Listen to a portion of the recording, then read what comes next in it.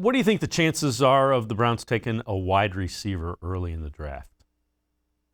I wouldn't rule anything out with this front office. I think the flexibility that they've built into this roster is they're pretty much set outside of what we talked about, cornerback too. And you can even still make an argument that they're fine with Greedy Williams and that's what they're going to do.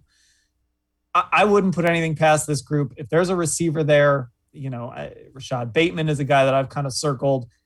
Look, you can plan for the future and also still have a guy that can help you this year, because the reality is you've got Odell Beckham Jr. and Jarvis Landry both approaching 30. Odell Beckham Jr. hasn't been healthy for a while. So, you're kind of banking on him coming back, but you just don't know for sure how he's going to come back. So if you can add a receiver at 26 and that's the best player available, I wouldn't argue with doing that. Is Bateman a guy who you think kind of fits that mold of what they would be looking for?